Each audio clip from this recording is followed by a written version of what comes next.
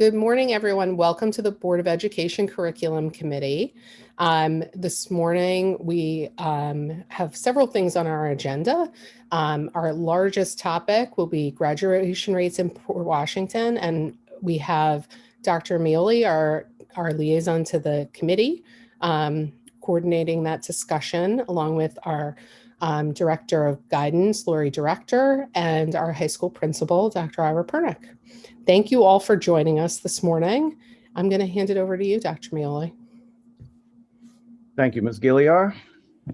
I'm really grateful that as part of our strategic plan, the superintendent and the board have jointly made a goal to increase overall graduation rates and to do it by subgroups. I've been in this district, as many of you know, a very long time, and although our rates have always been good, they've never been great.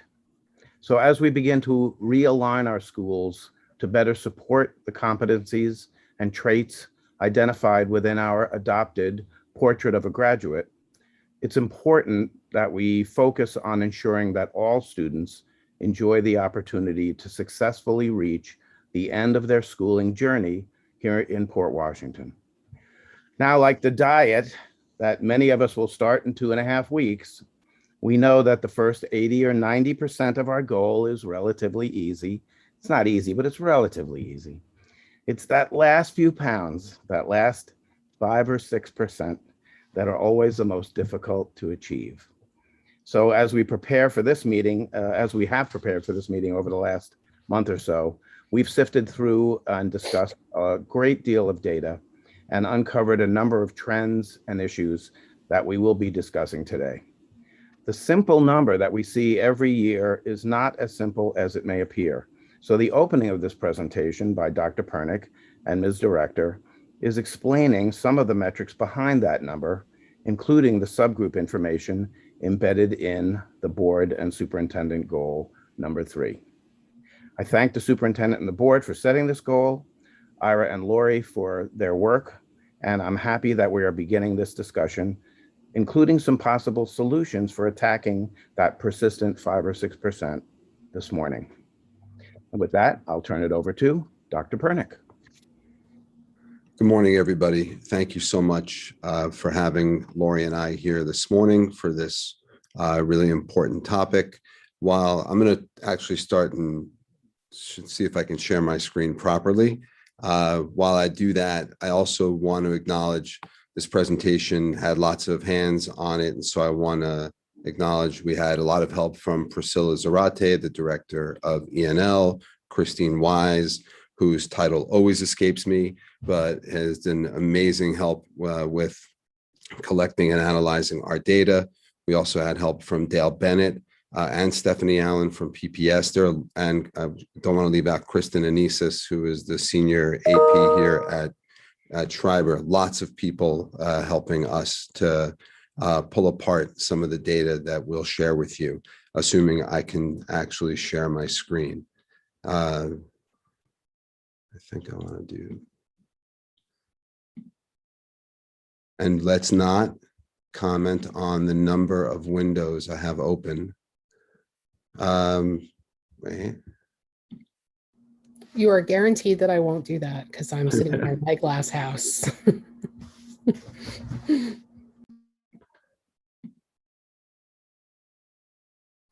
Okay, this is not happening, right? From beginning.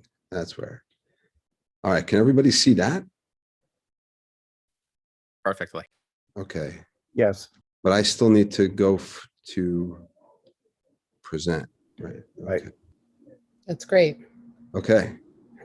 And the subtitles should be on momentarily. We just, okay. You can see the subtitles as well.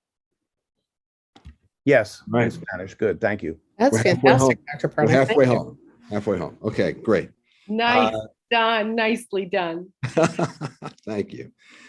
Okay, so we wanted to start today by explaining a little bit about how graduation rates are arrived at by New York State.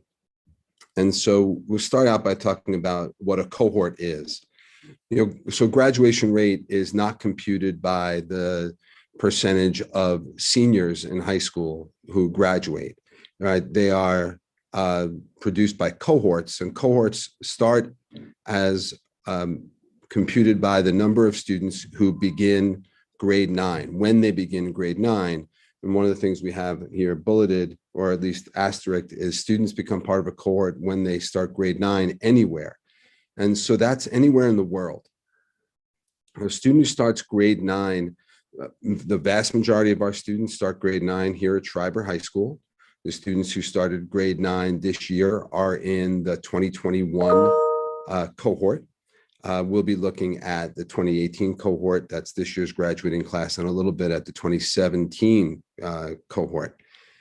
Now, there are a couple of caveats. We're going to get to them later, because with some students, there is an opportunity to re-cohort. That depends on where those students are coming from and a few other factors that Ms. Director will address later. We wanted to give you a sense, though, that this is about a journey that students start the moment that they enter grade 9, no matter where they are.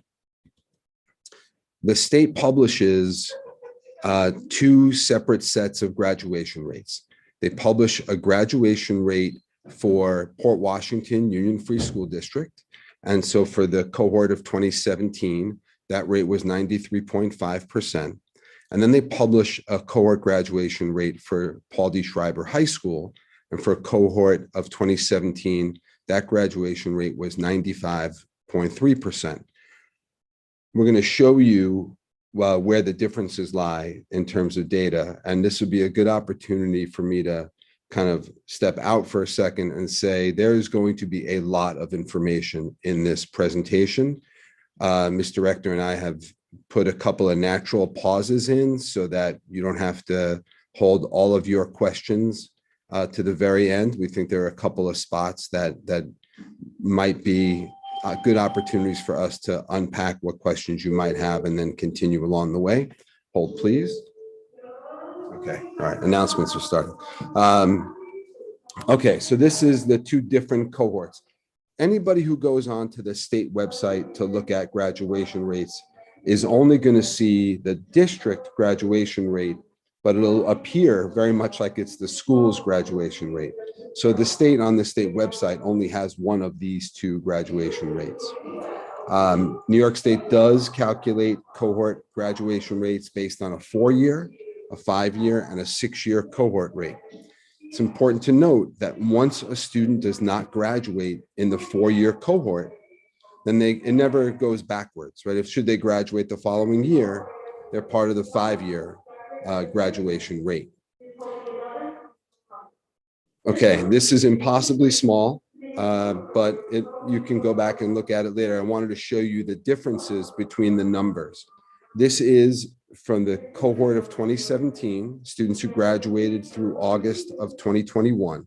This is the Port Washington Union UFSD cohort rate. The important number for you to look at is the 399 all students.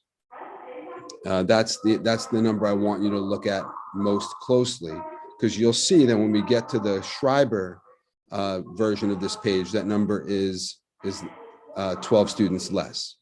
So that's because there are out-of-district students, right? Out-of-district students are students who are sent through the CSE process. So these are all students who have an IEP, and they are not counted in the Paul D. Schreiber High School cohort graduation rate, but they are counted in the graduation rate for the Port Washington School District.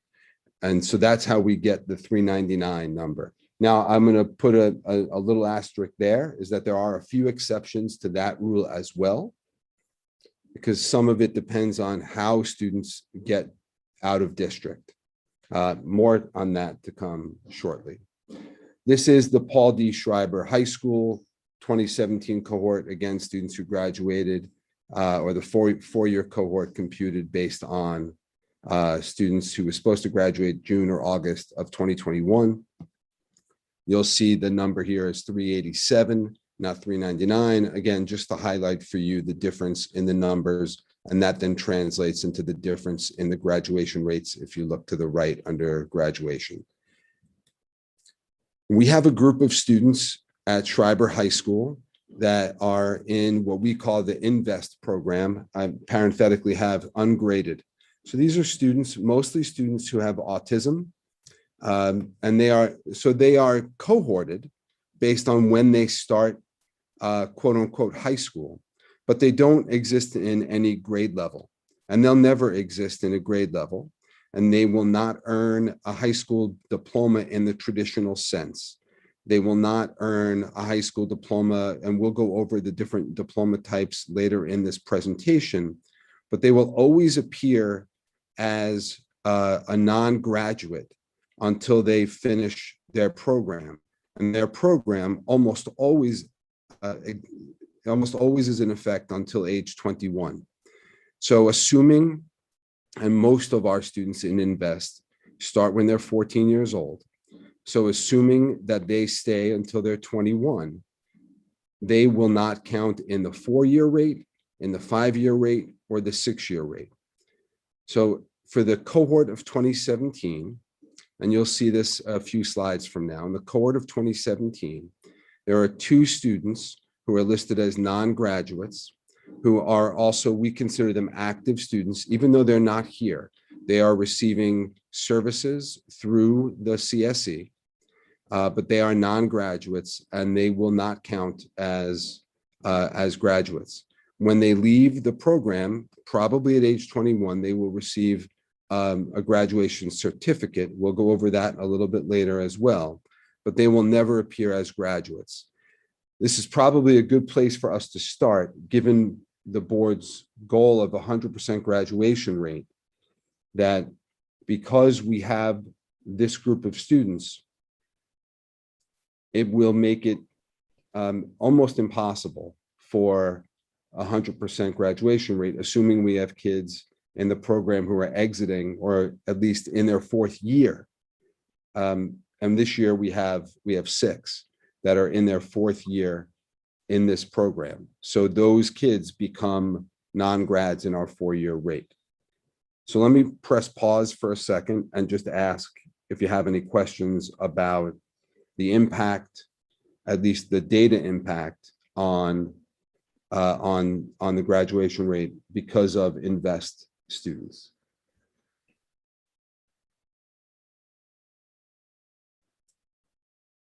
All right.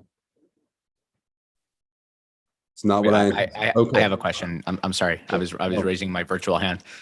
I just wanted to clarify, is our board goal 100% graduation, or is it to improve graduation rates? That's funny. I was going to say the same, Adam. Yeah. Right. Does anyone know for sure? I don't think we worded it as 100%. I think it's improving it. I mean, I think if we were going to put it in our head, and I have a feeling Dr. Pernick would agree with this, I think it's probably to improve it to the maximum level we think that it should realistically be at, right? Right. Right, because there are things impacting this number. Yes. Right. And so that's kind of the point. Is not possible while serving children the way that they should be served. Yeah. So that was the question I was going to ask is, I think this is a really good way you started the presentation, so we can actually frame what we mean when we say graduation rates. And I guess my question is, and I won't ask it if you tell me you're going to answer it later, is how would you recommend that we define the graduation rates that we're trying to improve, knowing that our goal is to make sure as many kids are graduating as possible, not so much that we care about what a number is. Right. Okay, let's hold that. We're going to give, I think, lots of ideas about how to improve and how we think we can target particular groups for improvement. And so hold that for now. We just wanted to make sure we understood. This, by the way, is the INVEST program is, and it's not necessarily part of this presentation, this is one of the best programs we have in Schreiber High School, and it impacts the school in such an amazingly positive way for the kids who are in it and for all the other kids who go to school here. One day there'll be a presentation just on INVEST, and you'll be blown away by what you see. Dr. Pernick, can I just ask a question? Is INVEST a program unique to Schreiber High School, or are other high schools in the surrounding areas offering these type of programs as well? So there are lots of programs like it. They're often called life skills programs. I don't remember why ours is called Invest, to be perfectly honest with you.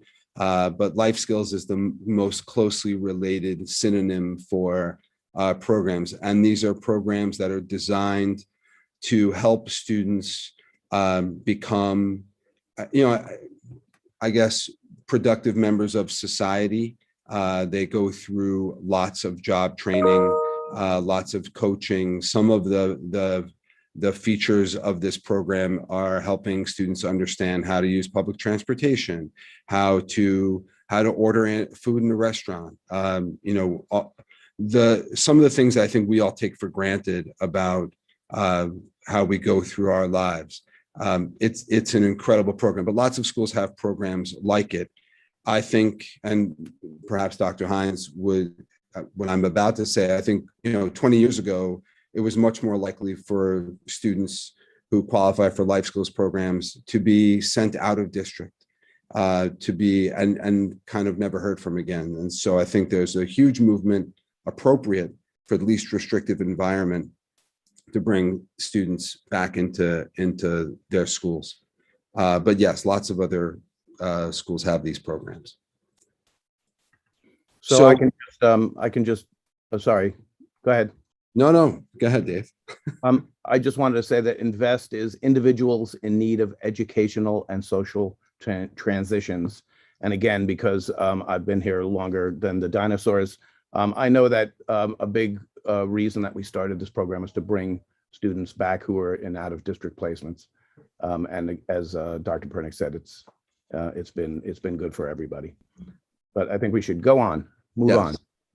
So wanted to give you a little bit of a small snapshot. We have a bigger snapshot of the 2018 cohort coming up. But for the students who didn't graduate in 2017, there are 18 students who appear as non-graduates from the 2017 cohort at Schreiber. Wanted to break them out for you a little bit. So 2 of the students are INVEST students, as I indicated earlier. 2 of the students are listed as active, but they're not at Schreiber High School. I want to explain to you what that means, because that is truly unique. And Ms. Director and I have talked a lot about how we had never really been confronted with this situation before. We have 2 students who did not graduate, but who are enrolled in, I guess the best way to describe it is a dual enrollment program. One is at Nassau Community College and the other one is at Liberty University. And the idea behind the program is that the students will complete their high school requirements for graduation and earn college credit at the same time. Now, we found out just yesterday that our student at Nassau Community College is not scheduled to complete his high school requirements until spring semester. So I am a little skeptical about the success of programs like this. Again, we had never seen this before, but it is an important data point for us. So those 2 students could very well become graduates, as they would be in the 5-year cohort graduation rate. They'll never be in the 4-year rate because they did not graduate after 4 years. We have 6 other active students, 4 of whom are on track to graduate. 2 of those are, and this is where it gets complicated, 2 of them are out of district. I told you just a little while ago that out of district students aren't part of the Schreiber cohort. Well, these 2 students are. So when students are sent out of district through the CSE process, and that would mean that parents agree with the out of district placement, then they get moved from the Schreiber cohort into the district cohort rate. But when a parent makes a placement, absent the CSE approval, and then there is an agreement reached between the district, say, and the family, a stipulated agreement, which is what happened in these 2 situations, those students stay in the Schreiber High School cohort, even though they are attending school out of district. And I think, at least in one of those cases, has been attending out of district for, we've never met the student before. But they are still part of our accountability piece when it comes to Schreiber. Both those students are on target to graduate in June, based on the reports we're getting from the schools that they do attend. And we have 8 students who are dropouts. And so I'm going to put a pin in that, and because we have more information in the 2018 cohort about dropouts. So that's the 2017 cohort. Those are the 18 students who did not graduate last year. This is, again, some of this I put in here in case you wanted to go back and look at it later. This is a breakout of our data from last year's cohort, the 2017 cohort. If you wanted to look at subgroups, we could certainly do that. You would see, for example, our students with disabilities, 22 students in the cohort, 17 graduated, and some are still enrolled. Again, I didn't know if we wanted to talk about this now or if it was something for you to refer to later, perhaps during questions, but I wanted to make sure you had reference points. This is our 2018 cohort. This is the cohort that we're waiting to graduate this June and in August. You can see it's just about all zeros, 427 students in the cohort, 419 of whom are still enrolled, 8 dropouts. I have more information about those students coming up. And again, here's that next slide is the subgroups, again, for your reference. So here is a look at the 2018 cohort. We've broken this out, and I want to walk you through each of the pieces here. We've been tracking what we would refer to as our at-risk population. And for us, the first group in the at-risk population are students who have failed in the first quarter. First quarter ended in the second week of November, who failed a course that they need for graduation in the first quarter. For us, a failing grade is an E or an F. An E. Dr. Pernick? Yes, sir. Sorry, I just want to jump in for a sec because I think there's a possibility I should have put this in my opening to make it a little clearer. So if we have just shifted from students who graduated in June to students who are currently in their 4th year, in that 2017 cohort. So I want to make sure that everybody's on the same page. And just because you couldn't read the percentages, the reason that we're highlighting these percentages on these subgroups is because, I guess it's obvious, but again, I want to make sure it's clear that they are the subgroups that in the 2017 cohort, the students who graduated, or in this case, did not graduate last year, that it's a persistent set of subgroups. So I just want to go through those quickly, the ones that Dr. Pernick has up here. So again, I apologize if I'm confusing it, but I'm trying to clarify it. So I'm going to talk about our 2017 cohort, the students that graduated last year. Our students with disabilities, the graduation rate was 77%. I know you can't read that.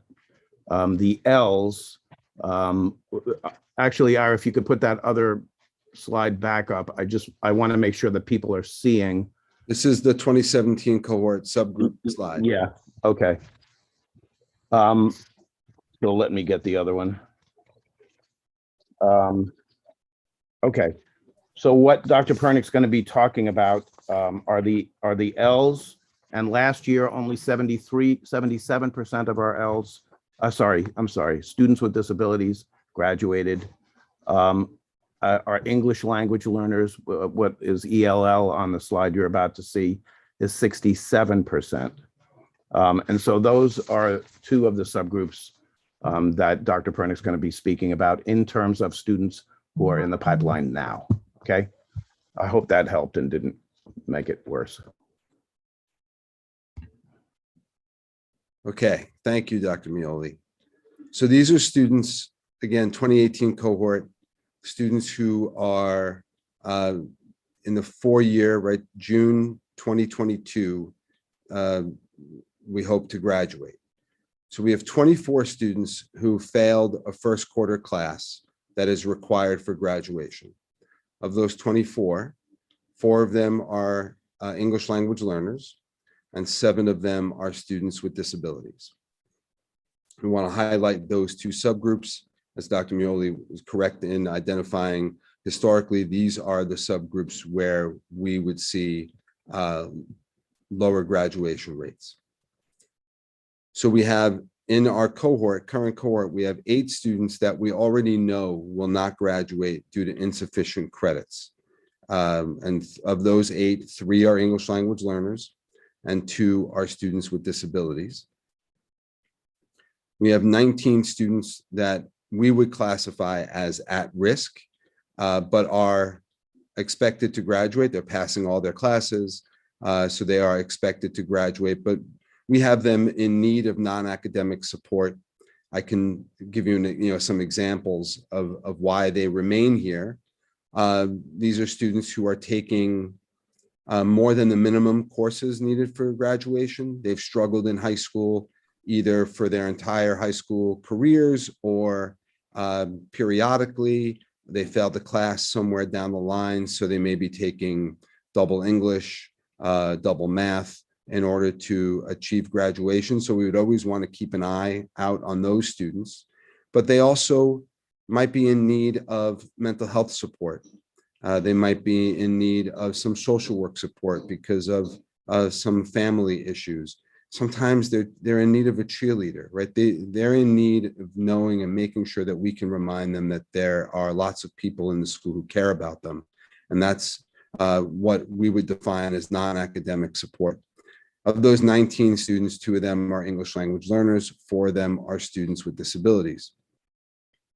We have 6 students not on pathway to graduate due to IEP status. Those would be our INVEST students, as we had discussed before.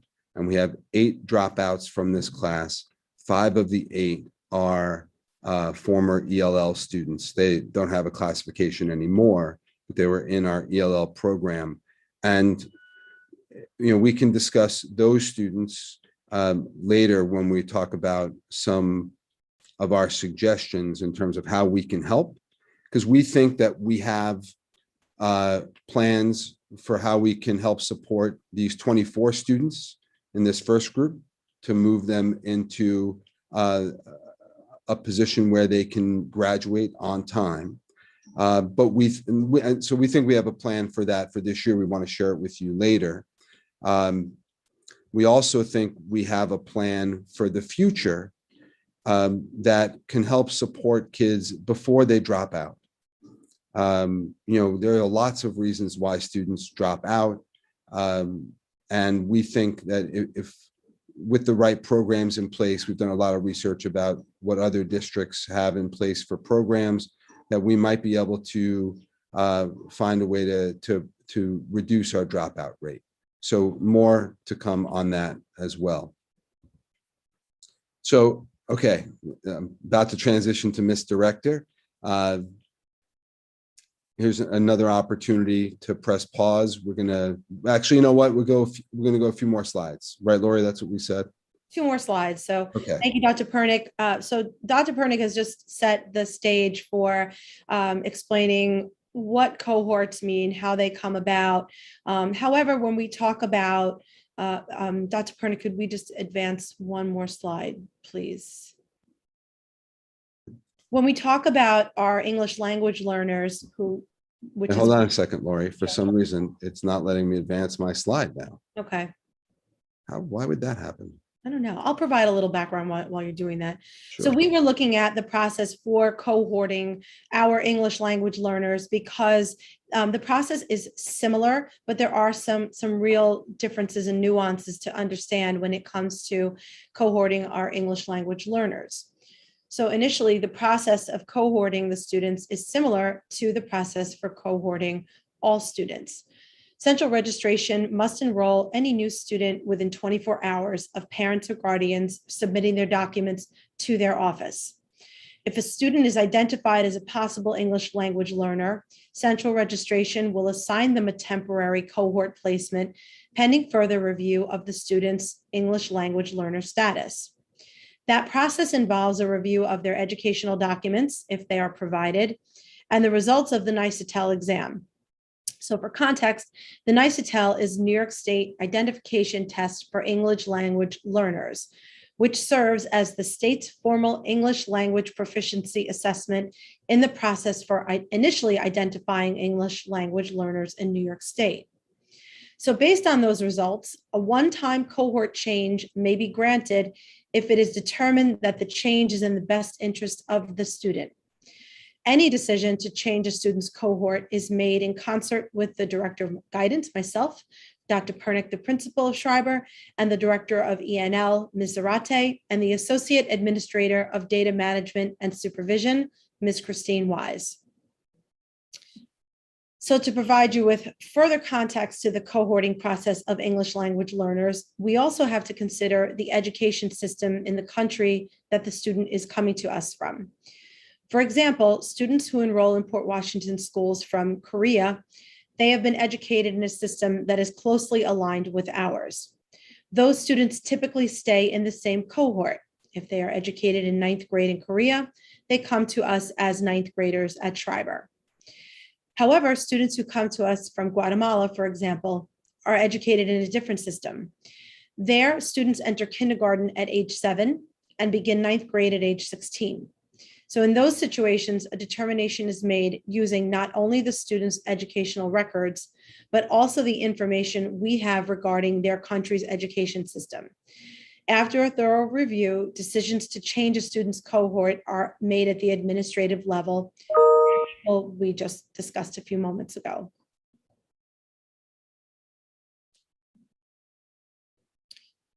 So let's talk a little bit about diploma types and exiting credentials. And we're looking at our most recent graduating class of 2021, or the 2017 cohort, as we have discussed. In the 2017 cohort, 75% of our students earned an advanced Regents diploma. 24% of them in the 2017 cohort earned a Regents diploma, and one student earned a local diploma. Although CDOS, which is the Career Development and Occupational Standards credential, can be standalone, historically, Schreiber students who have earned the CDOS credential have received it along with a Regents diploma.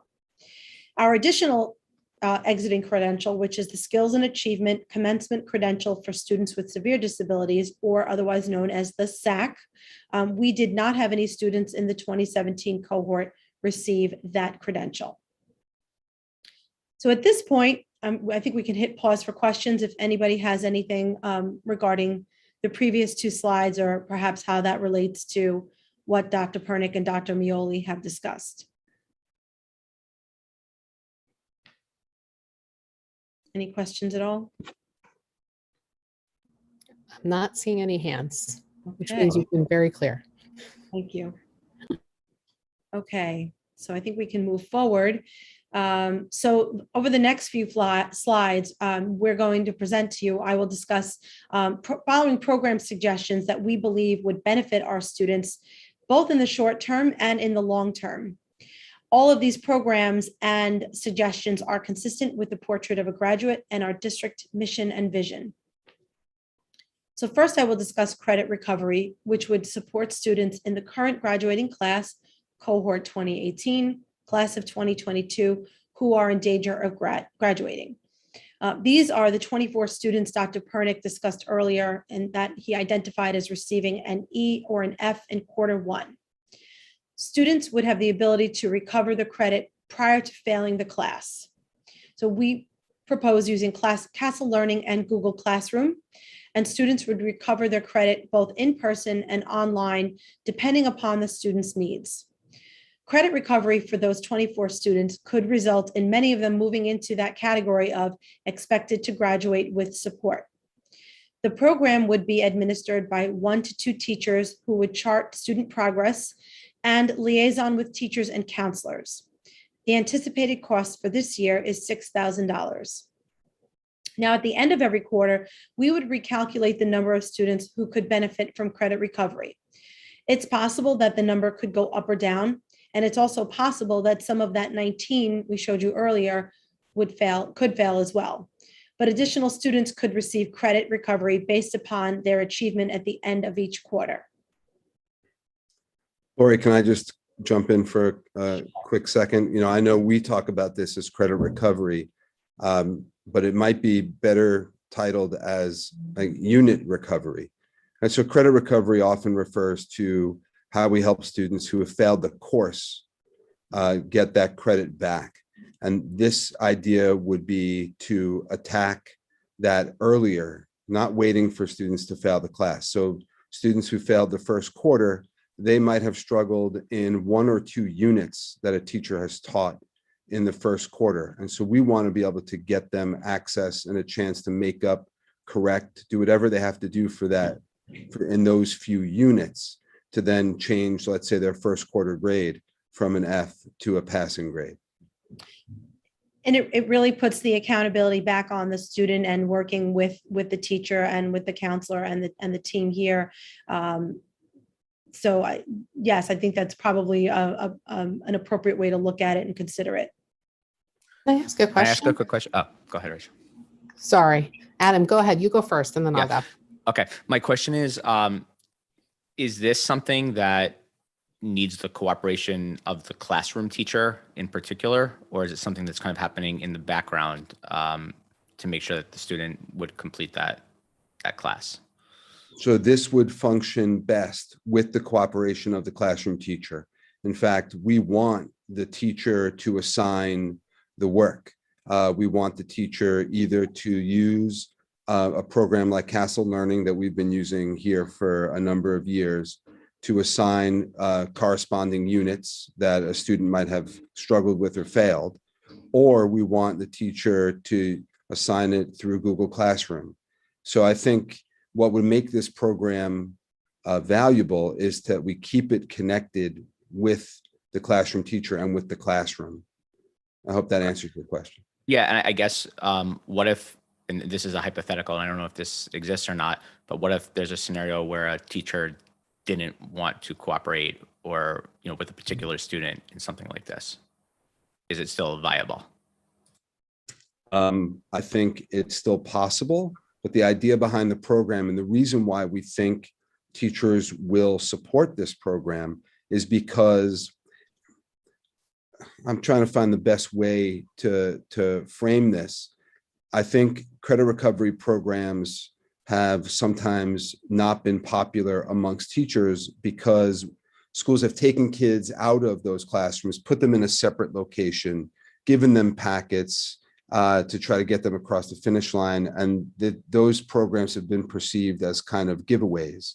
Whereas this, doing it while students are still in the class, right? So a teacher still has access to a student, the teacher is still assigning the work.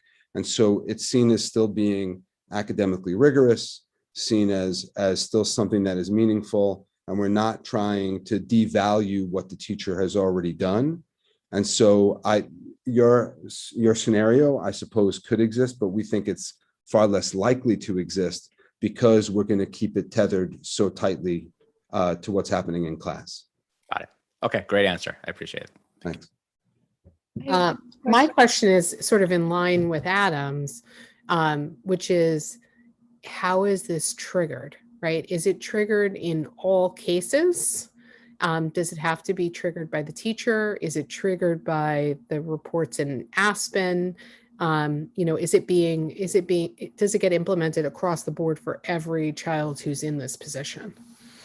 So our goal is to start this program and target seniors only. We want to, let's pick a small group. Let's find a way to illustrate success for the program. And then over time, we can figure out ways to expand it. But we want to have 1 or 2 teachers who run the program, right? So they're going to do some of the work supporting students who could stay after school, let's say, and make up their work. Other students will use technology to make up their work. And we want teachers who are administering it to work with those students and then liaison back to classroom teachers to make sure that the work is being submitted, graded, et cetera, et cetera. But your question is about how does it get triggered? So the way we imagine this to start is that it would be triggered at the quarter points. Once we collect grades at the end of each quarter, right? We have grades for the end of first quarter. We know we have 24 students who failed the first quarter class. That's where we want to target. And so we would then do our next data point at the end of January, which is the end of quarter 2. and then we would circle back and run the same process again, and then quarter 3, and then certainly quarter 4. And so we could trigger it based on report card grade. I don't, we're at a starting point where we want to get this rolling. I think a couple of years down the line, could we accelerate, meaning, a student fails a unit test, could we assign a unit there to make up? I think maybe there's maybe there's a way for us to do that, but I think for starters, we should use the quarter grades as our trigger point.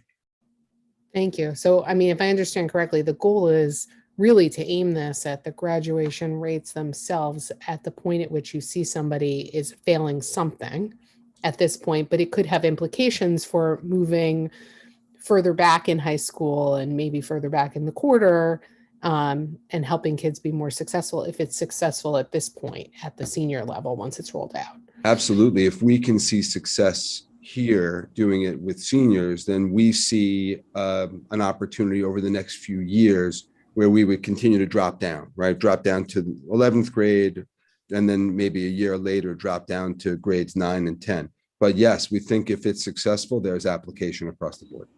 I have one more question for you. I'm anticipating, I like to have the devil's advocate argument in my mind. This sounds great to me, right? Win-win, make sure everybody graduates.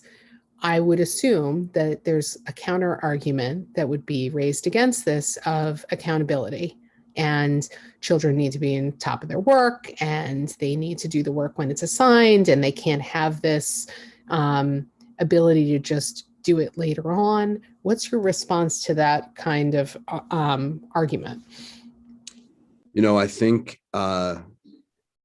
sometimes we all presume that all students are in the same circumstances at all times.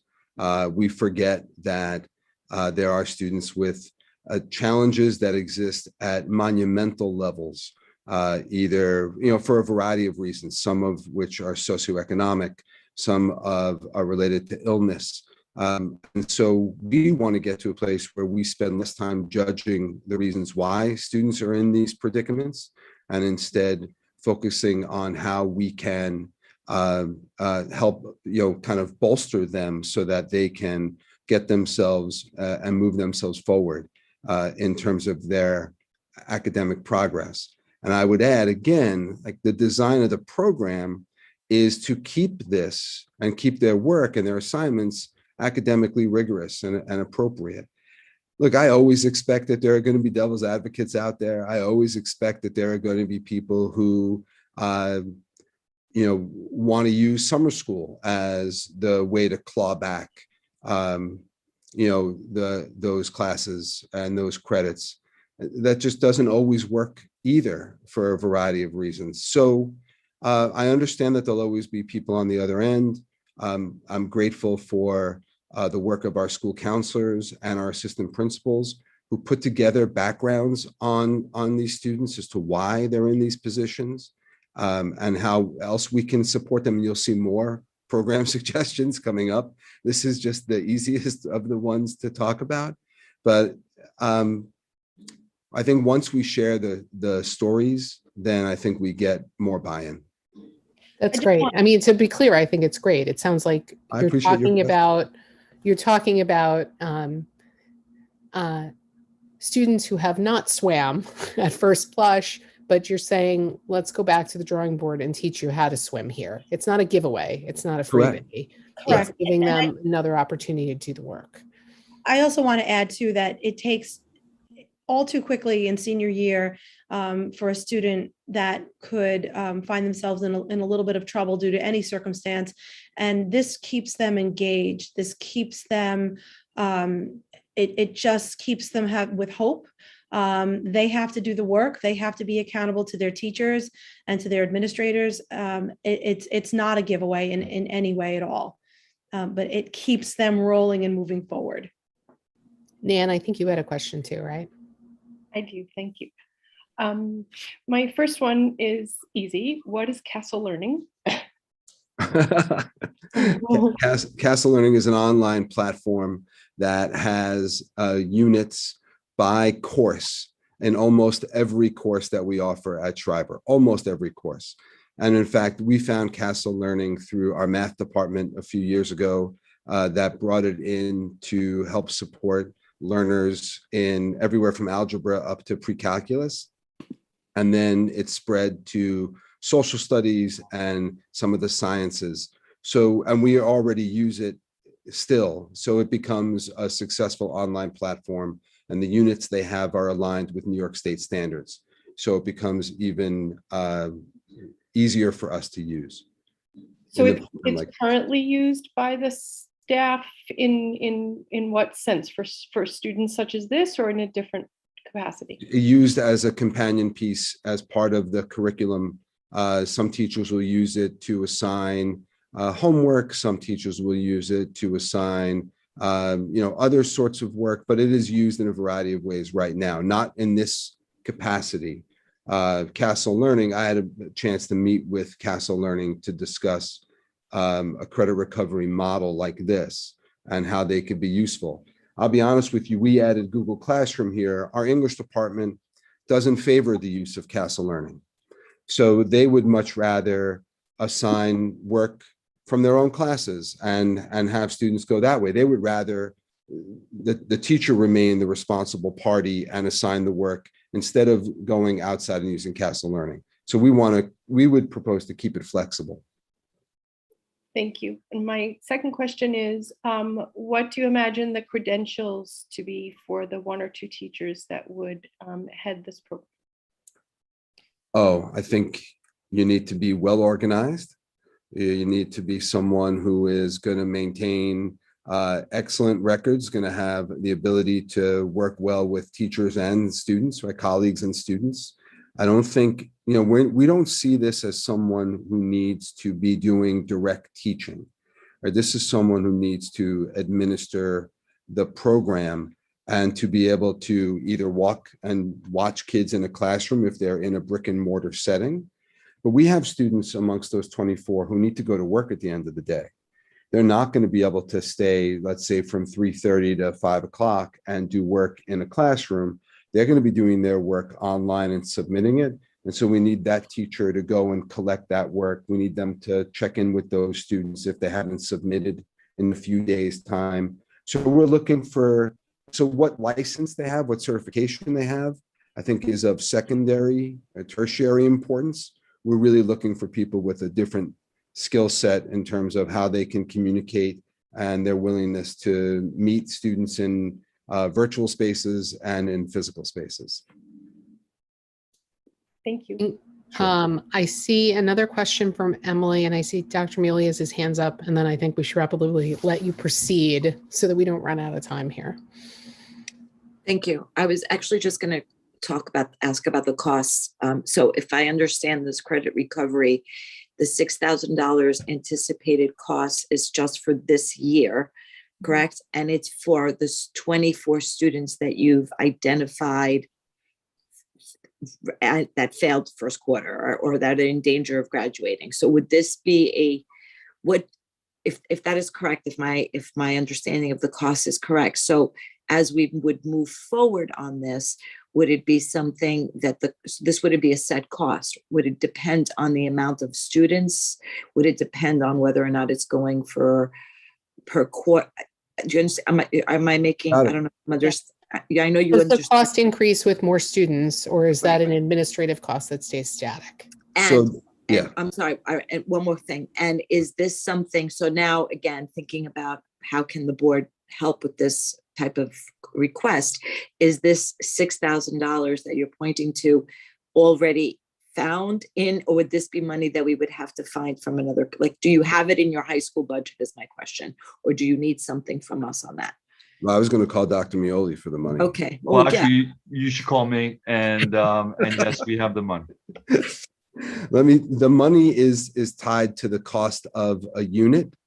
I'm sure you've discussed units over the course of time, and it's how we pay teachers and coaches. That's negotiated cost with the PWTA. The cost of a unit is it's somewhere in the $2,800 and change. $2,840, I think. Yeah, right now. So 6,000 is, we imagined 2 units, 1 unit per teacher. Got it. The cost of Castle Learning, now we've already paid for Castle Learning for this year. Castle Learning for access for all the students in Schreiber is $10,000 for this year. That's been a pretty steady cost for the last few years for Castle Learning. So we might ask next year for some support in paying for Castle Learning, but we've figured out through the high school budget a way to pay for it in the last 3 or 4 years. If we were to expand the program, we don't know yet how many students someone working in this program could effectively support. And we're going to have to do some of that will have to be discovered over time. I do imagine that if we were to expand the program to juniors, to sophomores, to freshmen, that we might want to have a teacher tied to those grade levels, and maybe, circulate their way up if they decide to stay in the program. But I would not think it would be effective to have one teacher tied to 50 students, 60 students. I don't know that that would be effective given what we're asking them to do. So I would probably propose an additional teacher as we drop down per grade level. So in the years to come, yes, we may be asking for more money. So I apologize for pulling us away from this for a second, but this is what I call, and what educators call, a teachable moment. So I can't help but take it.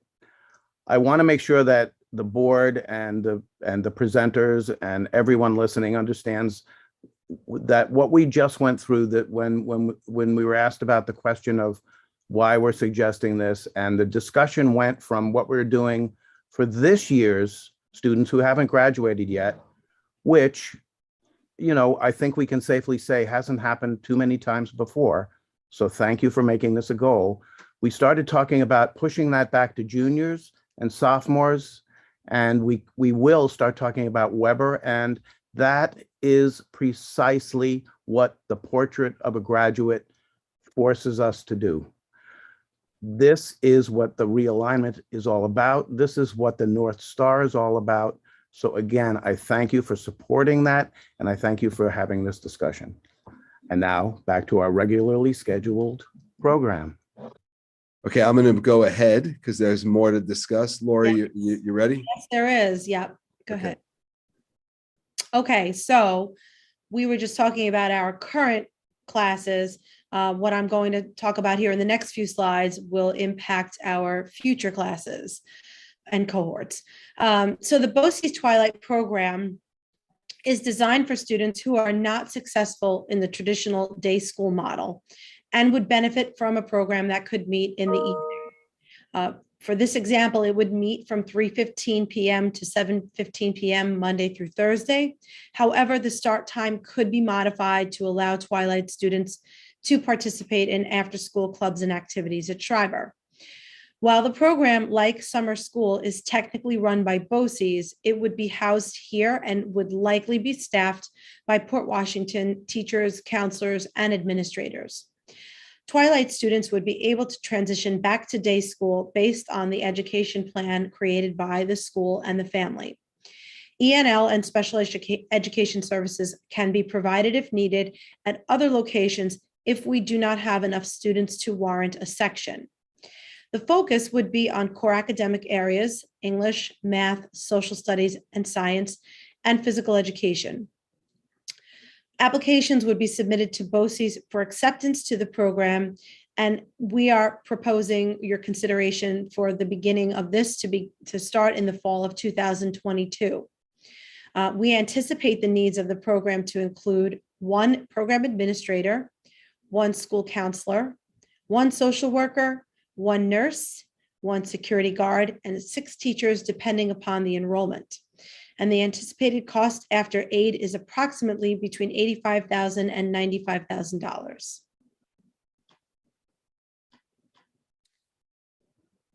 Just going to keep going. Keep the going. next slide is important. Yes. I mean, they're all important, but you'll see. Okay. So, TASK program, which is former GED, BOCES currently offers TASK programs through their Twilight programs at 4 Nassau districts. task is the test assessing secondary completion, which replaced the GED in 2014. It can run concurrently with the Twilight program, and Twilight students can switch to task preparation if they become unlikely to earn a diploma. Staffing would include an ENL teacher to promote student success on the English portion of the task exam. Staffing could also include a special education teacher if needed. And because the program would run concurrently with Twilight, the nurse and mental health staff can be shared between the two programs. The anticipated needs for a task program include 1 coordinator and up to 4 teachers. The estimated cost is $90,000, and the district would be eligible for aid. We'll keep going. Wait. Okay. Okay. So in addition, we propose an increase to our BOCES career and technical education student enrollment beginning in 2022-23. Our current enrollment consists of 16 self-contained special education students. Increasing the enrollment to 40 students would provide access to post-secondary career opportunities for 24 students in other groups, our general education students, our English language learners, and our special education inclusion students. BOCES offers over 35 career and technical education programs at Barry Tech and GC Tech. Students attend either in the AM or PM and attend Schreiber for the remaining half day. And those students enrolled at BOCES experience real work situations through work-based learning, shadowing, internships, co-ops, and clinical rotations. Students who complete an approved 2-year program at Nassau BOCES may be eligible to use that credential towards a 4+1 CTE pathway. In order for our students to complete the 2-year programs, this proposal, if approved, would go into effect with our current sophomores or rising juniors. Information regarding BOCES would be shared with students through the high school guidance counselors. A selection criteria would be determined at a later date, but may include such factors as attendance, grades, etc. So when we look at the estimated cost per student, we have to consider a 3-year rolling average, which is how BOCES calculates through enrollment. So I've included the anticipated cost for the following 3 years based on a 3-year rolling average of $14,000, which is the cost for 2022-23. That has been increased each year. That 14,000 was increased by 2% each year. And when I factor that in and calculate that anticipated cost over 2022-23 at 294,000, and you could see that that increases in 2023-24 and 2024-25. Any questions? Okay. Yeah. Yes. I have a question. Sure. So these 3 programs that you, or I guess 4 programs that you showed us, starting with the credit recovery program, do you have a sense, and I don't know, maybe you have this later in the chart or later in the presentation, of kind of like, if we were to fund any of these programs or all of these programs over this time period, what you think it would do to the graduation rate, so that if we were to fund it, we could follow it over and make sure. In other words, what I wouldn't want to do is agree to fund these or have the board agree to fund these and then just have it like just be part of, rolled into the budget and just part of the ever growing, cost of the district. I'd want to understand what you think this would specifically, how these would impact the graduation rate. And then we could say, hey, we want to fund this for 1 year or 2 years or 3 years, but we would only continue funding it if it kind of improves the rates over that period of time. And then in 3 years or 4 years, you'd have to tell us how long you think it would take to impact, and we can actually see if the impact was met. Obviously, it's over many years, but I think that it's something that would be really helpful if you could kind of chart out. And Dr. Hines, I'm sure you're not surprised I'm asking this question, but I think for me, that would be really helpful. Yeah.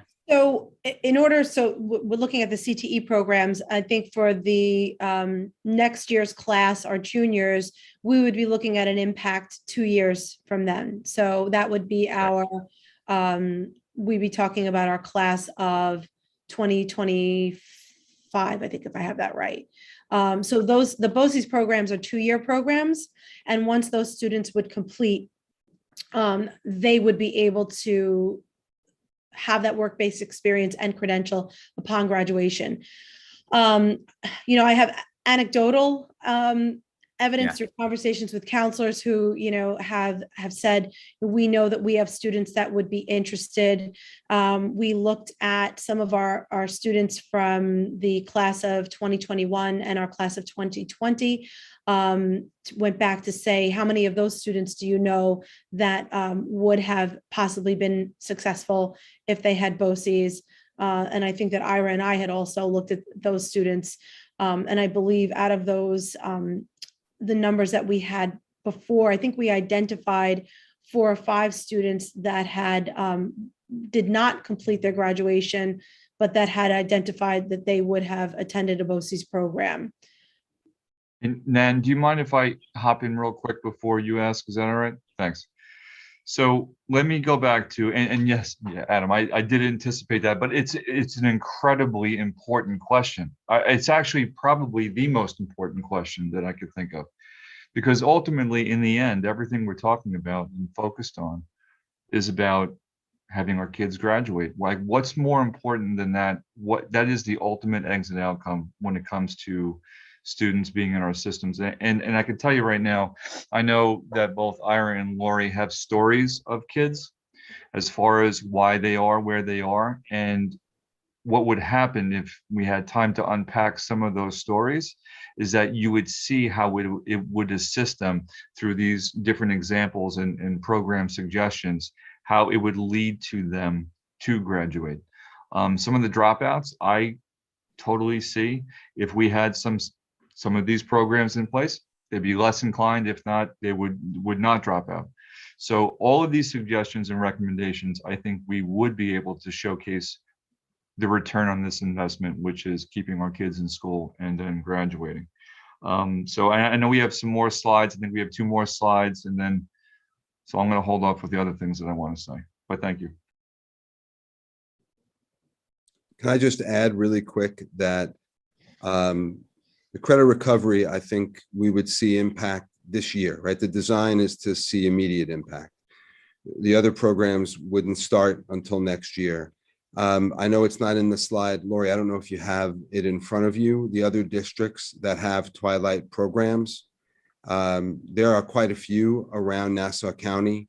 And we've, contacted a couple of those schools. Does this program work? Is a good question, right? We're going to be asking for a huge commitment. But even districts like Plainview, which is pretty close by, they run a Twilight program, and they speak very positively about its impact. We could ask a more direct data impact question for them. But the districts that do run the Twilight program, for example, do speak highly of it. The BOCES, we know year after year that we have students, gen ed students, who ask to attend BOCES programs, and we have not been sending students there. And so I agree that I think it will help students get to graduate, but we wouldn't see that impact for a few years. Anyhow, I wanted to throw that in. Nan, I see your hands up. Thank you. So yeah, I see part of this conversation being about opportunities to improve graduation rate, and part of it is about improving graduation rate while also appealing to a population of students who are not having their needs met perhaps in the general population experience. My question is more about the number of students. Would we, if we were to follow this over the long term, I'm sure certain years we'd have more than 40 students interested, and then other years we'd have less than 40 students interested. Are we able to be flexible on that number in terms of which students would need this kind of a program. One year we have 20 and then another year we have 30? Or is there something said about a number? With BOCES specifically? So the number basically came from, so using the 16 who we have enrolled right now, and that number varies year to year based upon the enrollment in the self-contained special ed classes. The additional, again, I queried the team up here. Give me, what do you think? Go back over your students, how many? Their number actually came up a little bit higher, but I just felt that 24 was a safe place to start. And it can fluctuate from year to year based upon the student interest. The nice thing about these career and tech ed programs and the counselors where we're getting right down to the work with the students, the counselors really can use that for those students as, we're dangling that carrot beginning in 9th grade for the one or few students that say, I'm just not really sure where I want to go. What are my options? For those students, it's something to kind of keep them incentivized over the course of a few years. And the counselors then can have additional conversations about their attendance, their work habits. Every opportunity is available to them as they enter high school, but this is a really good way to keep them engaged and motivated to getting to that step if they desire. Emily, you have your hand up, and then I think we should move on because they have. Thank you. So I have a question. This CTE, the BOCES program, it would be in addition to the self-contained classes that students that we send to BOCES right now. We'd be opening up, right? So if I'm understanding is that we would continue to send our self-contained to BOCES, but then opening up to students, as we've heard in the past, that would like to have a different experience, not the traditional high school experience. But, I know we've heard in the past students who wanted to go to BOCES for some sort of other programs. Am I understanding correct on that? Yes. Yes. Okay, thank you. Okay.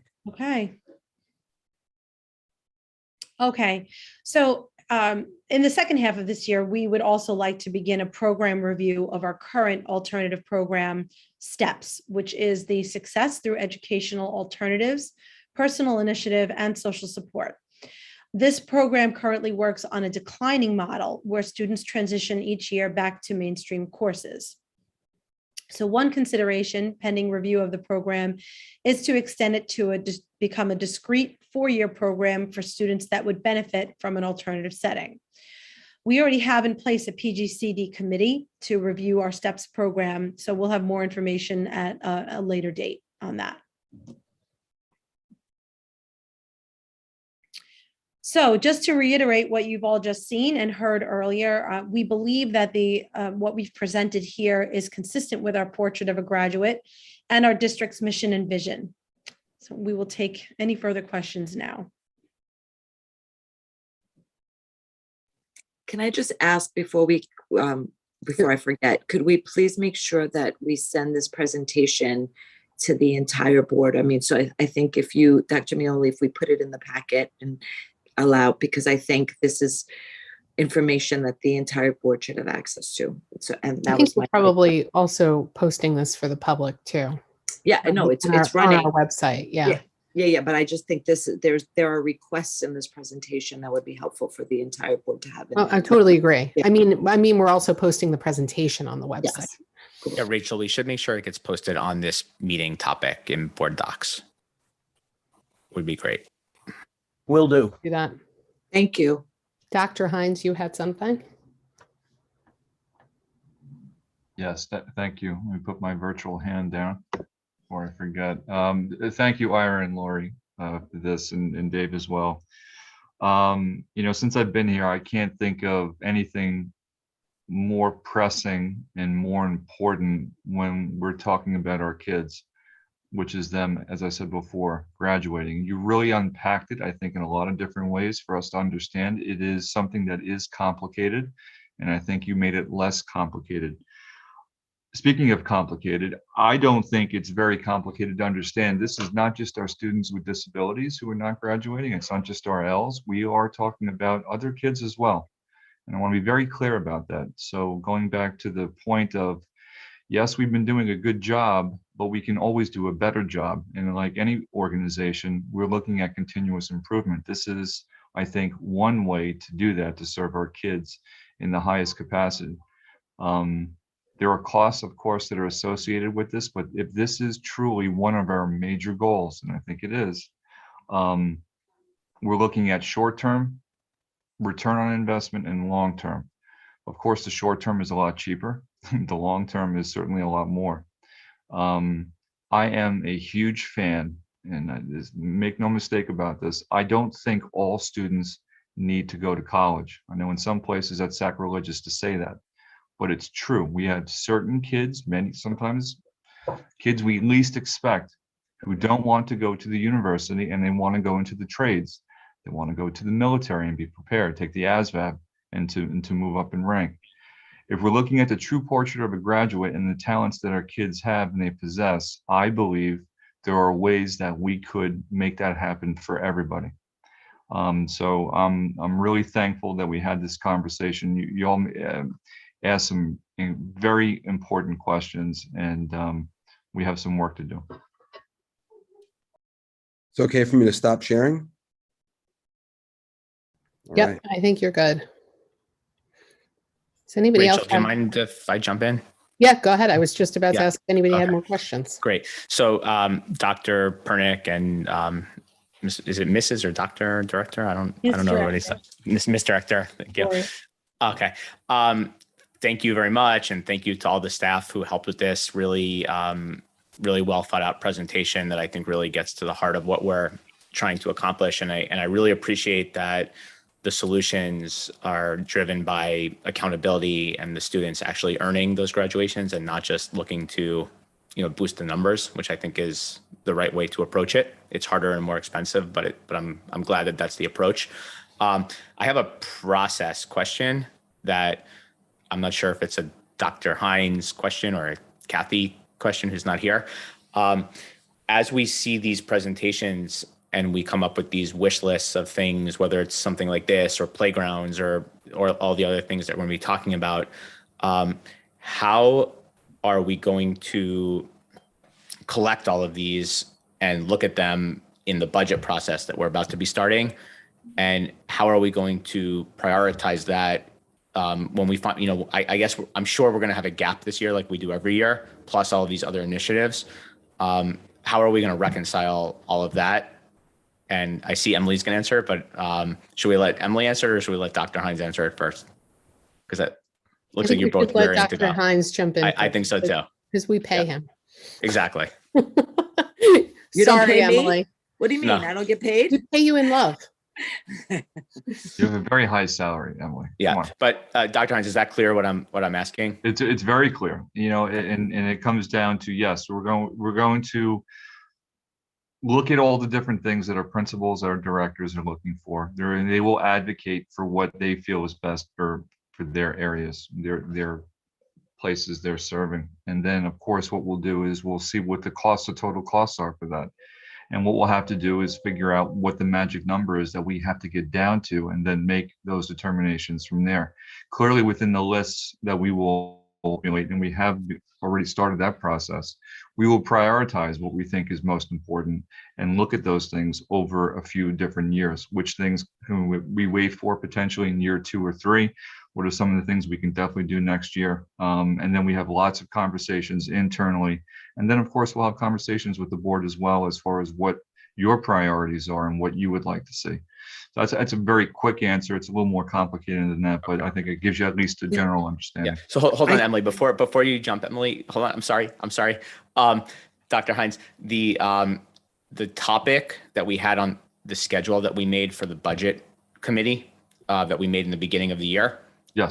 Monday's topic is budget priorities. And I'm wondering if we should pull that from that meeting, because I'm not, based on kind of what you just said, are we ready to have that conversation in a committee meeting? because I Can I think that answer? yeah, go ahead. Can I talk about process? I mean, Yeah. so I think the process is we have a presentation here. And by the way, I do also want to echo my gratitude for this presentation, because this is exactly what the board has been talking about as far as how we present things to our committees, and that, you know, what is the role of the Board of Education in these type of discussions. So I really, really appreciate. And you're right, Dr. Mioli, this is very much in line with our portrait of a graduate and our vision and mission. And so I think the process part of this is this goes back. So the committee just goes back to the Board of Education and says, board, we've received these requests from our high school principal and our director of guidance. And these are based on the reasons, which is why I asked for the board to get the entire presentation. And then I think the board has to decide, are these priorities that the board is going to get behind? And so if the board said, yes, we support this, we want to give it a try, or whatever, we give all of these programs, so we can't, why should we do all of them? And again, this would be in line with what Dr. Hines would come back to the board and say, you know, yes, these were requests, but I think, you know, we should start here. Right. And then it would go to budget, Adam. Right. So then that would be then, once the board said, we are behind this, then you as the budgeting process, or not even the committee, Right. Kathy O'Hara would put it in, somehow figure out how to. But I think, Emily, my question was more like, as we're having these types of presentations, like this was a wonderful presentation, and I want to, if I could, I'd love to sign the check right now. And Ryan Maloney asked us for 5 positions last week. And what I'm getting at is we can't just say yes to these things on an ad hoc basis. So I think like we need to watch this presentation. We need to hear what was said, but we need to not put it into our mental filing cabinet with, you know, all the other presentations. And at some point between now and the budget vote, we need to prioritize all of them.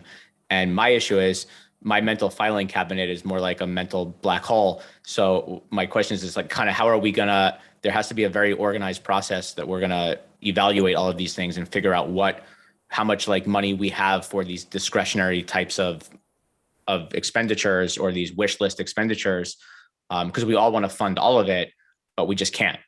So that's more my question is, and maybe that's what we're going to talk about. Maybe that's what we'll use in budget for that agenda item, is to talk about that, because I don't want to steal the thunder here, but that's just kind of where my head is. You're definitely not stealing anything, but I think I think you're right. We need to, it's easy to say, that's a great idea. That sounds like it's going to have an impact on children, thumbs up. But we have to be thinking holistically, because the pie is the size of the pie. And we don't have an unlimited amount of money. And we have to figure out how to spend it. But fortunately, we have a superintendent. And I think, yeah, he's waving. Here I am over here. No, I'm sorry. No, I was going to add to what you're saying. No, and you're going to give us the priorities, right? I mean, I'm assuming we don't have to worry too much about it going into our minds. We have all the information we need. And I think Dr. Hines is taking all of this stuff together, and he's going to give us a recommendation based on prioritizing which things need to be in this year. And I have a feeling it's going to be, and I think for next year this, and I think for the year after this. And that's right. We can wait on this. That's exactly. I was just going to say that, Rachel, you're right. So, you know, when we prioritize, you know, we'll have the top 3 things that are almost non-negotiable things that we want to see. And then some things, not that we're putting them in a parking lot, so to speak, but we are saying, all right, we can't do it next year, but we should definitely aim to do it the following year or the year after. That's why this strategic plan, by the way, is incredibly important as well. It'll help us come to those and make those decisions. Perfect. That's what I wanted to hear.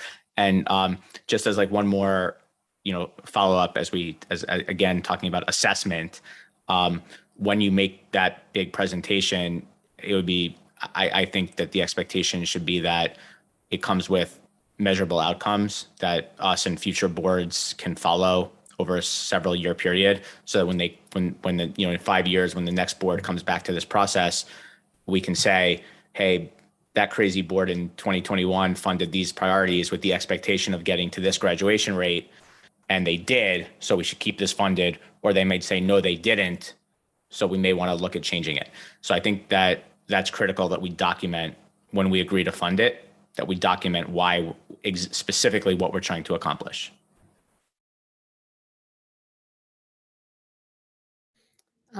Any other questions? And I'm going to open it up to the public if any of the attendees have a question. I don't see any hands right now. Oh, there we go. Nancy, I'm going to unmute you or allow you to talk. Go ahead and unmute and ask your question. Oh, good morning. Can you hear me? Yes, go ahead. Oh, I'm just wanting to speak in support of our students having access to a BOCES program. I'm actually pretty surprised. I guess I just haven't been paying attention to what happens at the high school level since I have a little one, but our school is quite large for the area, and it's diverse. And as someone who graduated from a much smaller local high school that provided BOCES and was able, the graduating class had such a wonderful mix of high achieving students in many advanced placement courses, as well as graduates through the BOCES program. That we were all, very proud of. That my high school was able to provide that so many years ago. I really saw the benefits even at that age with my fellow students at the time. As a community member, I just think these programs are just so important. And given the size and diversity of our graduating class here, I just wanted to offer my support for that. To go forward as a community member. And just thank you for all your hard work and have a really wonderful, happy holiday. That's all.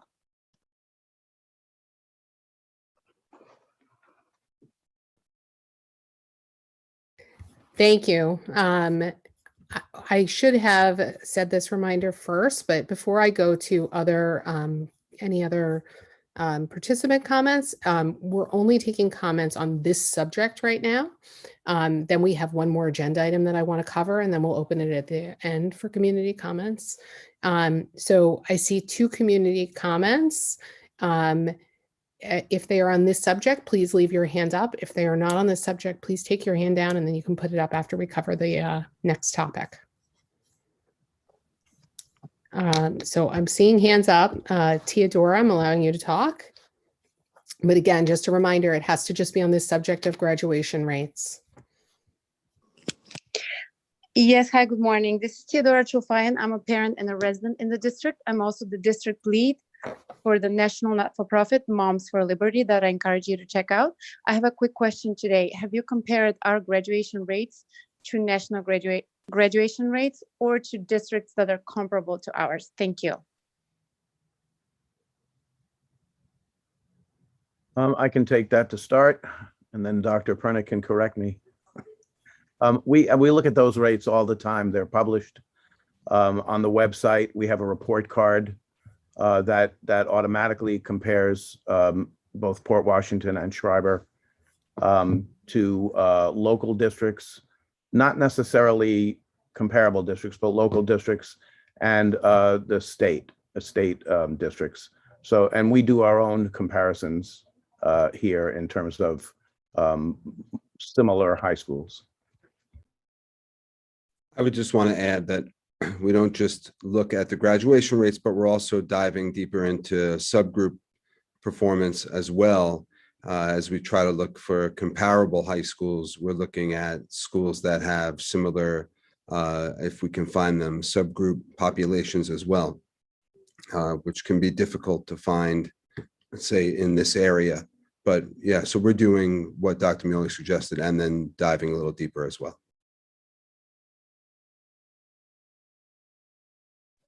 Rachel, can I just add something to that question? Can I? You're Sorry, my screen changed when I shared. Yes, of course, go ahead. okay. I just wanted to point out that I think what we've heard today is we've heard a lot of comparisons of our school districts.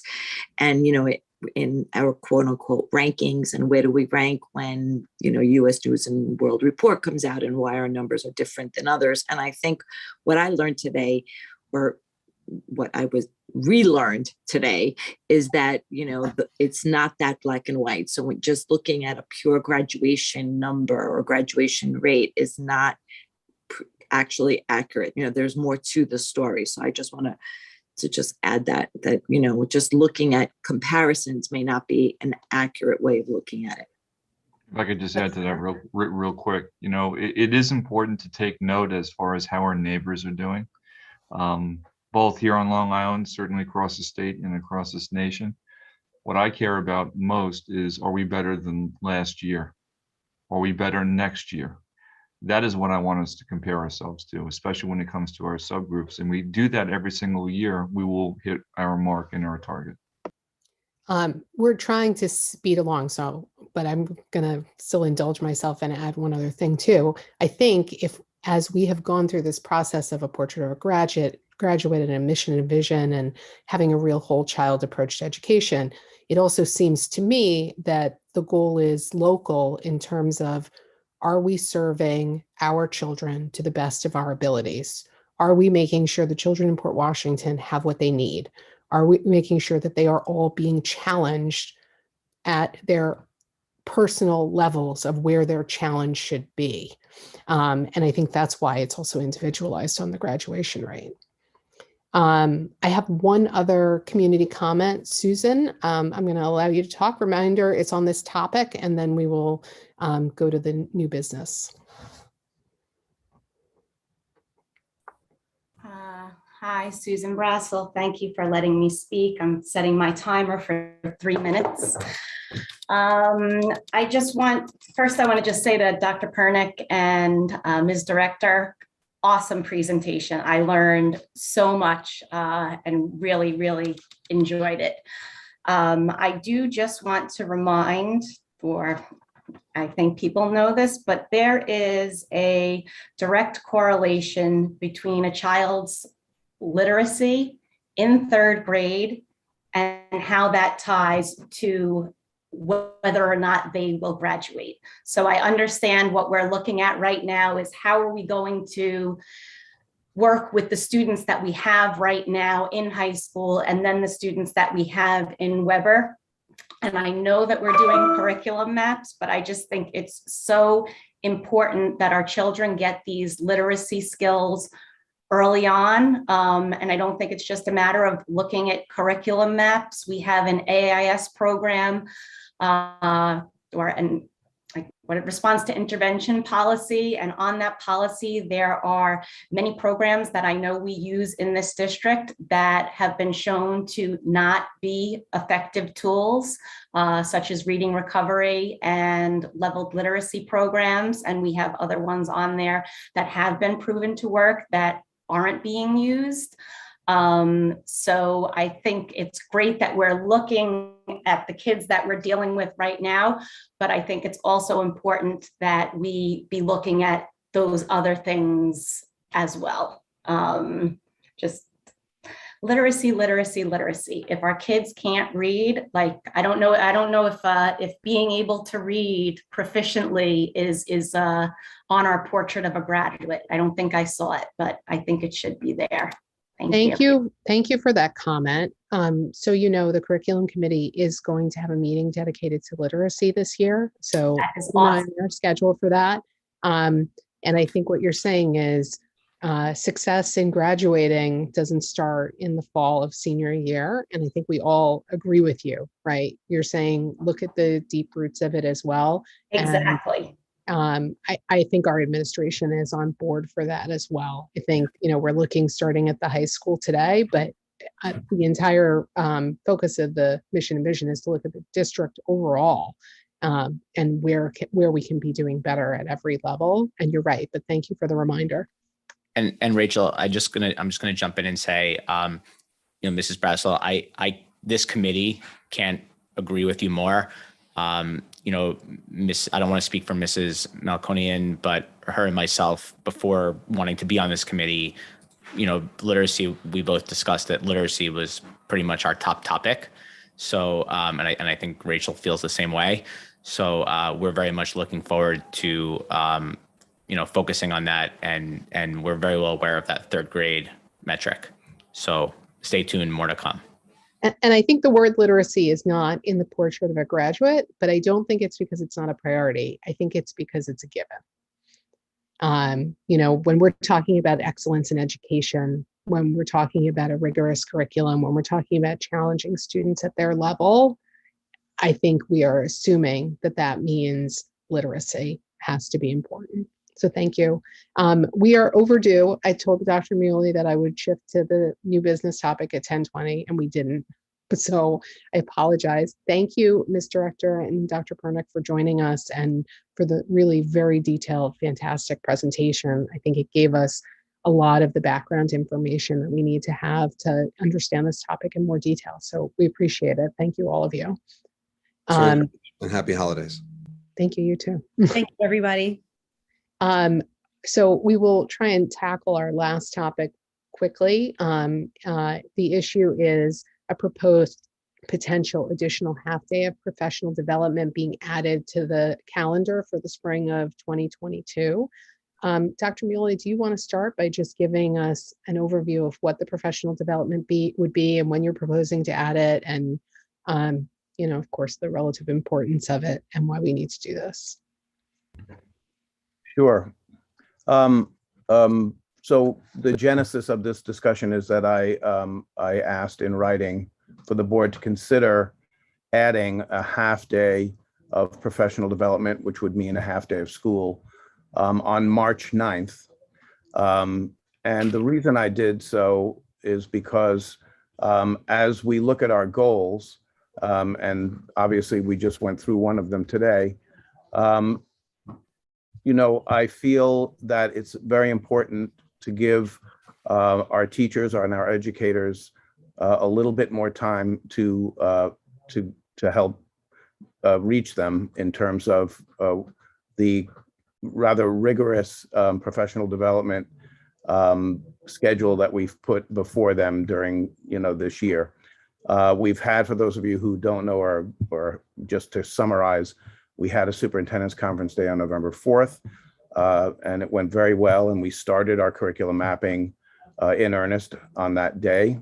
And we have one more coming up on February 1st, which is, for all intents and purposes, scheduled. And as most of you know, we have a number of initiatives this year that include curriculum mapping, and that include, social and emotional work at all 7 buildings, in addition to a number of other things. And so there are only 2 resources that, we can never get back. One is time and the other is money. And so I realize that it poses a challenge. I'm a parent, although my students are well past the time when it would matter now, but I understand that having a half day does present challenges, especially when it's not already on the district calendar. But again, in short, I think we all know how difficult this year has been. For myself, and I'm not alone, I know that when we planned for this year, we were all optimistic that things would be better with that would be better. And there's still a lot of challenges in the schools. And so, to make a long story short, I asked for that extra half day because I truly believe that we need 2 more half days to reach the goals that I have set out for the various committees and that we together have posed for our educators to try to complete by the end of this year. But I know I would not want to be sitting here having to defend 2 of them right now. So I asked for 1. In the Not for Nothing department, which most of you by now know is my favorite department, March 9th is already what we call a staff development Wednesday. So teachers already stay after by contract for an hour for professional development. So that would give us, if we had school in the morning and professional development in the afternoon, it would give us not only the afternoon, but that extra hour. And it's precisely that connected, critical time period of 2 or 3 or 4 hours that we can never seem to get in education for us to do really deep work. And we're asking teachers to do deep work. So believe it or not, that's the short version. So I'll stop and I'll answer. So first, kudos on your negotiating skills, because it's definitely always better to look like you're starting high and are already in the middle and on the compromise. So I appreciate that. You moved the bar to 2 half days. So I think that you've already given an implied answer to my question, which is there any other way to do this? Can it be done in after school time? And I think the answer is you're saying you need a chunk of hours to be able to focus on this. Doing it, you know, in an hour a day over a course of weeks would not be the same, but go ahead and tell me. So it's both. And that's why I chose March 9th. It's just, we only have a very limited number of either hours or chunks of time. And so it's both chunks of time and just time itself. And just so you know, the principals and the directors have given up some of their time that would normally be for building or a special area issues. And they have given over some of their time to curriculum mapping, to social emotional learning, to things that we have identified as important and as district goals. And also the principals have tried to be very creative by attaching short periods of coverage for teachers to their prep times already, or to times in the beginning and end of the day where teachers are in and students aren't, so that they get a little bit more than a half an hour or 40 minutes. And they're doing that now. So I've been pushing all parts of the envelope. Adam, I see your hand up. Yeah. You know, I have a lot of empathy for the work that you're trying to do, and that the fact that you need the time to get it done, and that the work that you're trying to do is in furtherance of our shared goals.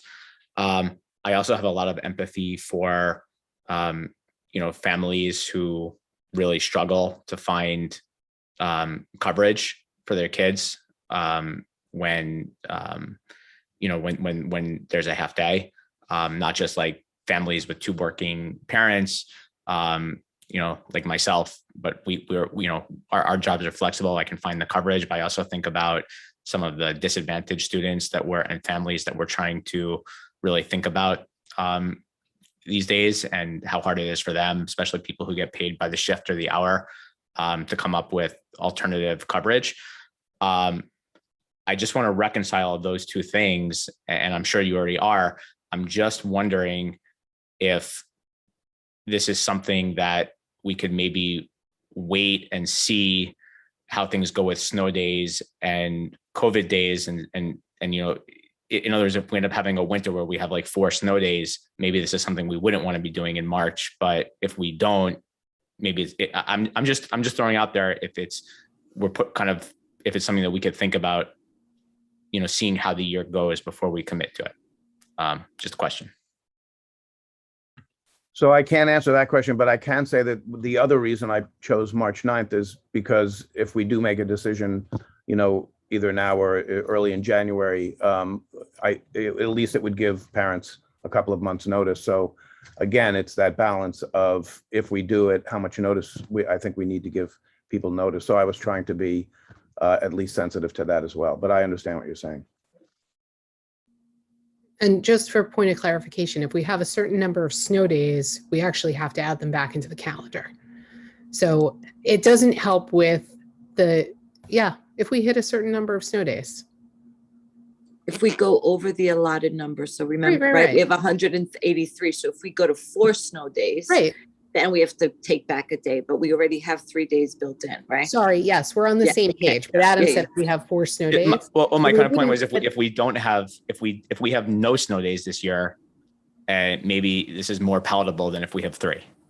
No, I understand what you're That's what saying. I'm You're getting at. also, I think, not, your concern does not come from a point of worrying about missed classroom time. You're worried Correct. about the missed days in terms of families for whom this is a burden.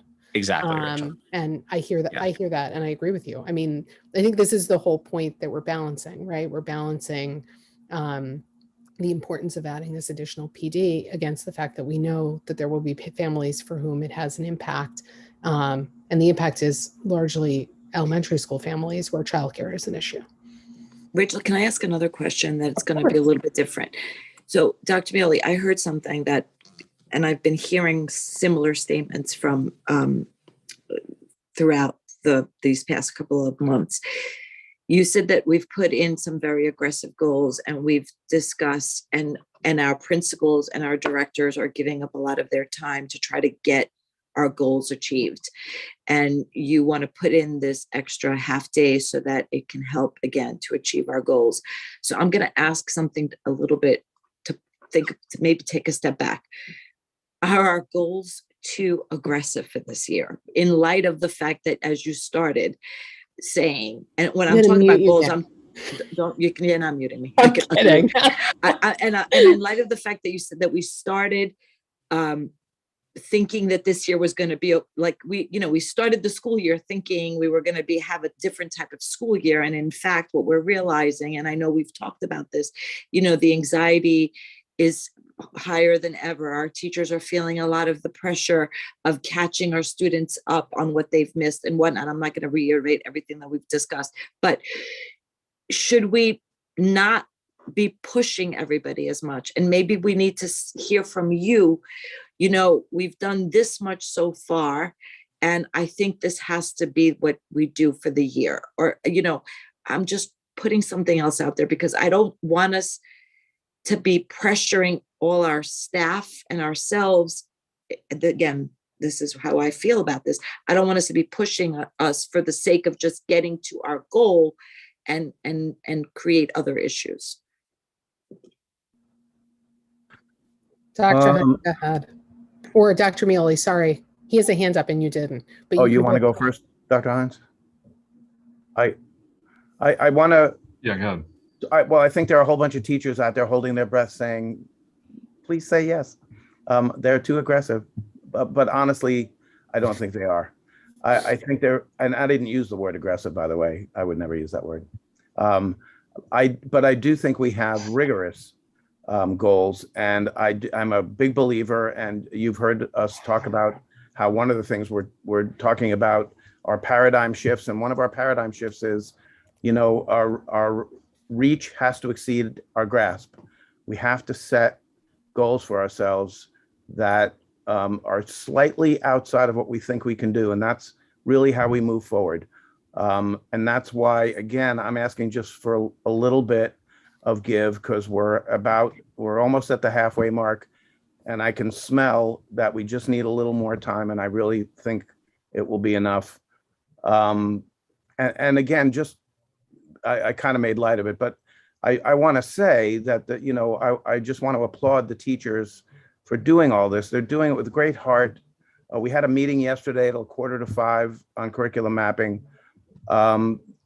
People are working as if there were no problem, even though there are. So I really truly think that that they're good goals, they're reachable. And as I keep telling the teachers, this curriculum mapping piece, part of it is part of our transition. That's really we're already talking about it. We're already talking about not only making the map, but changing it. And we talked about it today. We're talking about changing the way we do business as we look at the way we do business. And that's how it should be. Dr. Hines, I want to let you talk too, but Emily, from a procedural standpoint, can you jump in and tell me what you're thinking here? Obviously, this is a committee meeting, so we cannot take action here. Do we need to officially take action on this, or can the board sort of unofficially, we're hearing this and then we're moving on? No, I think what we're going to do procedurally is put it on the agenda for January 11th, right? Okay, So great. and I think the committee can come back and say, we discussed this and we're recommending it one way, and then we can because we did have questions from other board members on this That's topic. great. So, but for today, we really just need to make sure everybody's questions are answered. I'd like to, if we think it's okay, we only have one member of the board here who's not on the committee. I'd like to allow her to ask any questions if she has any. Is that okay? And Nan Dr. Hines, I know you And Annette has questions. yes. So Dr. Hines, go ahead. And then Nan has a question. Deborah, if you have a question, jump in. So Dave, not to put you on the spot, but do you think with the half day that and the other ways of trying to tackle this, we will have the curriculum maps done by the end of the year? Is that accurate? Yeah, well, that's the goal, not to have the curriculum maps done, but to have a rough draft, pre-K to 12. Yeah. Okay. So the second part is, some of you may be saying, why a half day? The fact is we still receive state aid if we have our students here for a half day. So therefore, that's why it's on a full day. I do love the way that Dave looked to tag on what was already there. And so it does expand and it allows teachers to really dig in. And, the second half of this year is going to be it's going to be, a roller coaster ride. So any time that we have the ability to have our teachers sit down, which they don't have enough opportunities to do this, by the way, there's the benefit of the curriculum maps, but there's also the benefit of teachers coming together for a somewhat long period of time that you can't put a price on. Speaking of price, the only other way to do this is if you pay them to come after school. And we don't want to spend any more money than we don't have to. So therefore, this construct, we're trying to, from a budgetary standpoint, try to strike a balance between the two. So I just wanted to say that. Nan, go ahead. Forgive me if I'm opening a can of worms here or appearing ignorant or disrespectful in some way, but I'm trying to think outside the box and be creative. So you can mute me.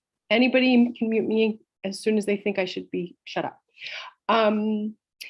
Is there a creative way to keep the kids in school with our TAs and EAs while this work gets done during the same half day? And forgive me if I've misbehaved. That was actually a good question, Nan. You didn't misbehave. No, it's a good question. It's a fair question. And Yeah.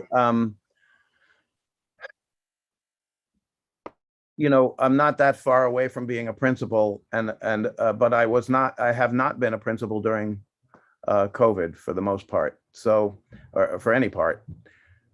My sense, you all know that I'm in every building at least once every week. And my sense is very strong that the principals are having trouble covering all of their classes and assignments as it is.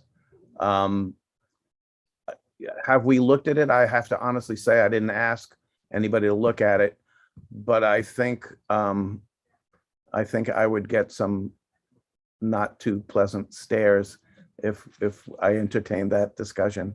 I can take a look at it. Certainly between now and the time you would have to, entertain a vote on it in January. I can take a look. Yeah, that was some setup, by the way. It's in all seriousness, it's something we will definitely look at. Here's my concern, but it's only a concern, but I don't have the data or the facts in front of me. Just my spider sense is tingling. My fear is that the rubber band would snap. And right now it's incredibly stretched, but we will definitely look at that. And then we can certainly present that information to the board before you would make any judgment or vote. If I may, I think we're all trying to lessen the impact on the parents of a surprise. But I also tend to have a lot of faith in our parent community. I think when things are explained to them well, when they understand the importance of something, when they understand that a decision was made, that great thought was given to before it was made, which I think is always the case. But when they understand that that is what has happened, and that whatever decision was made towards creating more excellence in the school district, things go better. And I think sometimes when there is a superintendent's conference day or a teacher is out of the classroom, we hear grumbling about it, partly because the parents don't understand that what the teacher is doing in that time that's not in the classroom is actually vital to creating the kind of education that we want here.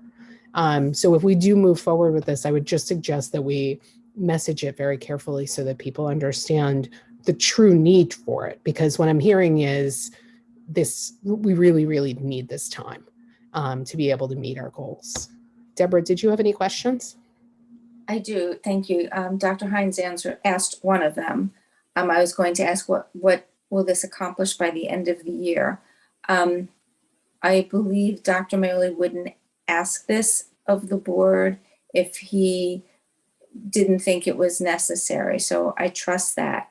So my question is, how many teachers, since Dr. Hines, you mentioned something about paying the teachers, how many teachers does this involve? How much money would it involve if we were to kick it to at the end of the school day, which I'm sure they're all very tired by anyway, but if we were to consider, if that is an option, what does that mean in terms of dollars? I don't know if anybody can answer that question right now. Would it still be that same date, or could it be any day? And also weighing the equities, what do we truly risk in terms of if we don't agree to this, how far away does this work then get kicked? Can it be done over the summer, or do we and I heard you answer, Dr. Hines, I did, but I'm wondering, is it something that could be resumed over the summer? Is it something that could be resumed in September? Or is this something that really, really needs to be done now, and we should not consider delaying or prolonging? I really want to understand the equities involved here. So, Dave, let me maybe start it, and then you can be the closer with this answer. So here, I'll go back to the difference between all of the teachers being in one place and then some. So I believe, first, I don't think we can mandate it that all the teachers would have to do this after school on a given day because they're getting paid for it. That's voluntary. So I think there is a difference there. What is the quality difference if only some of them are there as opposed to all of them? I don't know if I can answer that. As far as the dollar amount, I would have to get back to you and to the board as far as what that would look like. So the reason why I didn't go through that initial exercise is because we're spending some money that we didn't budget for already for the rest of this year, and I want to be very mindful of that. That is priority number one, right? To make sure that we have these things in place and we get through the rest of the year. But if there's a 1A and a 1B, this is 1B as far as I'm concerned. And I want us to have a sense of consistency when this work is taking place and not have it hodgepodge. This endeavor, Dave, correct me if I'm wrong, please, began in the summer, right? So we had, you constructed some summer work for teachers as well, which is great, but it's not all teachers. And I do think there's a difference. So I'm going to pass the baton to you, Dave. So the summer work, that's true. We did start some, but there were 8, small groups of teachers who chose to start some curriculum mapping in their, very specific areas. But,